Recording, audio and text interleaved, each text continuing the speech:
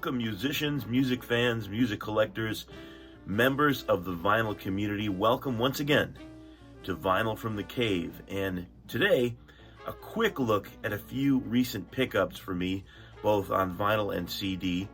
One of the forums that I belong to and moderate, a friend was saying, doesn't anyone buy anything anymore? And we've all been inside with all this stuff for the last year indoor, and maybe not out digging as much. And I realized that I hadn't posted anything in a while. I have been digging, and I did pick up some things, but I haven't posted in a while about that. So here you go. Here's some recent finds that I'm kind of happy with. Found a few new places to look, antique stores, record stores in the area, and grabbed a couple of cool things. All right, first of all, just yesterday, I got this right here, and this is a French edition of a compilation of some V-disc material. A V-disc is one of the things that I like to get in my collection. I have one Beatles on VJ, I have one Sun record, I have a few Miles Davis 78s. One thing I'd love to get in my collection someday is one or two actual V-discs. But it's nice to have the music to listen to, whether you have the actual disc or not. In case you're not aware of what V-discs are, they were 78s that were put out during World War II. And a little bit afterwards. And they were for servicemen and women overseas. They were supposed to be destroyed. This was during several of the recording bans that occurred due to union issues, musicians' union strikes and that sort of thing during the 40s.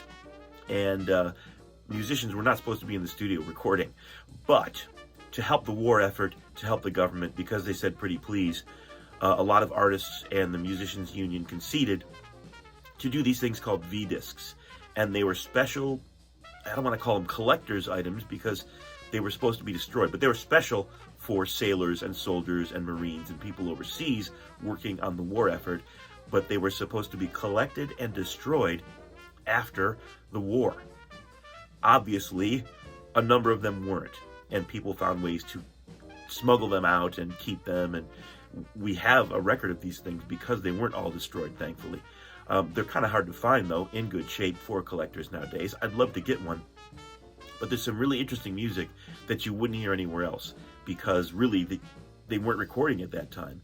You might have heard some live things on the radio or these V-discs.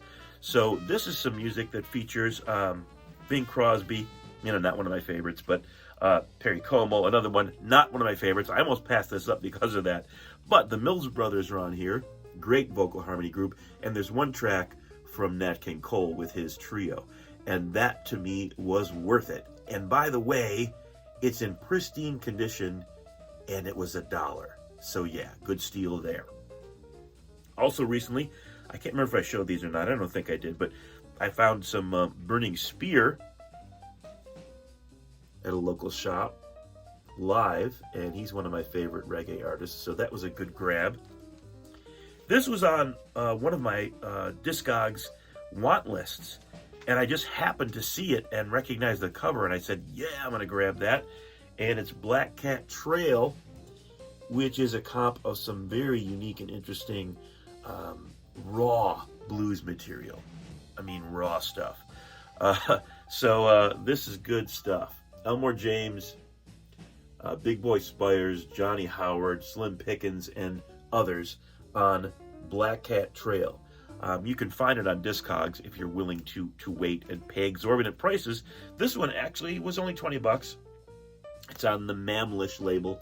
I think it's been out on CD and vinyl. I was glad to be able to grab a copy on vinyl. This one I found at a local store. I'm going to do a feature on later for Greg's Picks, so I won't tell you about it right now. But the record is 3 Shades of Blue, Johnny Hodges with Leon Thomas and Oliver Nelson. Johnny Hodges, what can you say? Amazing. Oliver Nelson, great player and arranger. And Leon Thomas is one of my favorite unique vocalists that straddles jazz, soul, R&B, and rock. And he does some really unique things. He does that closed mouth scat yodel that it's really hard to describe unless you've heard it, but it's amazing, and I'm still trying to figure out how he does it for myself, just to see if I can learn that trick. But he does quite a bit of it on this record. some really nice scat singing, and a great big band that also has Oliver Nelson and Johnny Hodges. You can't go wrong. All right, on to some recent CD pickups, and yes, I'm still buying CDs, and I suggest you do too. We love vinyl, of course, but it's worth looking into CDs now while the prices still aren't through the roof, because I'm telling you, that's going to be the next big growth vintage market. And a lot of the prices have already started to go up on some of these things, so you can still find them for $1, but people that are in the know for some of the rarer things are charging a lot more right now. So if you find a bunch of CDs that you can get cheap and it's good stuff, grab them. All right, so to wit, Sonny Rollins, and this is the complete Capitol, Savoy, and Blue Note feature recordings. I kind of misread that when I grabbed it, and I said, wow, that's pretty thin for all that stuff. This is not all the Sonny Rollins albums from those labels. These are the, quote, feature recordings, meaning he was a soloist or a band member on other people's recordings, primarily Babs Gonzalez, who was a scat singer and kind of a novelty singer. Some other material on here and a few things from Sonny himself, but really it's a great little collection of bop and swing stuff. And if you haven't heard Babs Gonzalez, check him out. There's a bunch of videos up on YouTube of some of his music, but a really interesting and overlooked jazz singer. Speaking of jazz and overlooked jazz, I got a nice comp of Benny Goodman here.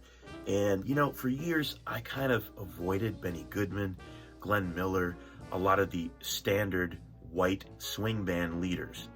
And that was just a prejudice of my own. I tend to like Count Basie and Ellington and lots of other band leaders better.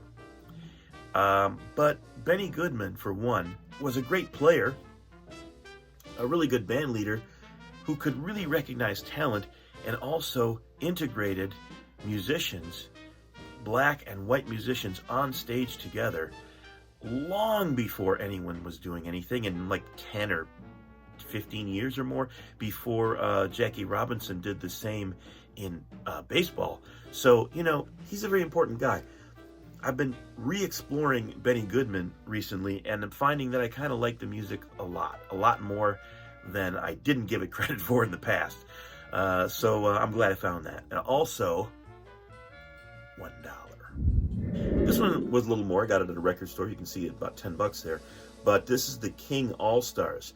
Some of the recording artists from the Federal/King label that were not James Brown, obviously, got together a few years back and made a brand new comp, I think this was done in the 90s, maybe the early 2000s. Can't read it without my glasses, and I'm not putting them on right now.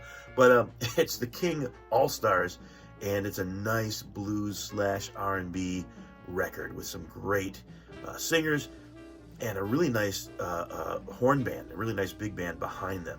So yeah, worth that if you can find it. A blues classic, an original blues classics, OJB, which is an offshoot of OJC on the Fantasy label, and this is John Lee Hooker, and it's That's My Story. John Lee Hooker sings the blues, and there's some great early stuff on here. Look how young he was there.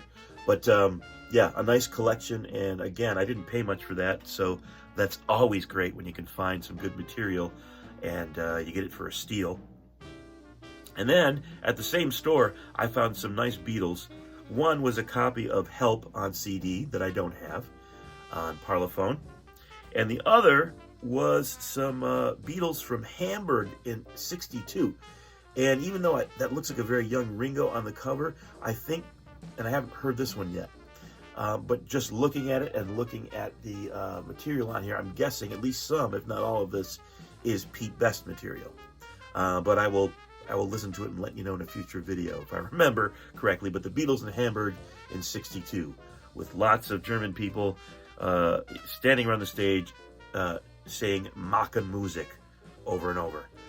They worked real hard in Hamburg from all reports, and basically didn't get many breaks and played for many, many hours. But it's where they learned to become a great band. and good entertainers by having to do it. At the same store, I found this nice collection of Sinatra material. And this is All the Best Sinatra 80th, came out during his 80th birthday. And it's a double CD set, some duets and things from the duet album, and some other material, classics from various recordings. And it's a real nice collection, but I have enough Sinatra right now, and I have several Rat Pack collections, and he's not one of my favorites. I do not dislike Sinatra at all, and if I was going to pick someone from the Rat Pack, it would be Sammy, of course. This is going to a friend of mine who is very enamored of Frank Sinatra, so I'm going to be sending it out to her pretty soon. So there's some of my recent pickups here on Vinyl from the Cave. Hope you enjoyed that, and hope you're finding some good deals out there. Stay tuned for more on the Greg Duke channel, Duke's Joint. All kinds of great stuff coming up soon. I'm a little backlogged on content, but we're going to be getting a bunch out shortly. So stick around for more, and for more Vinyl from the Cave. Until next time, we'll see you.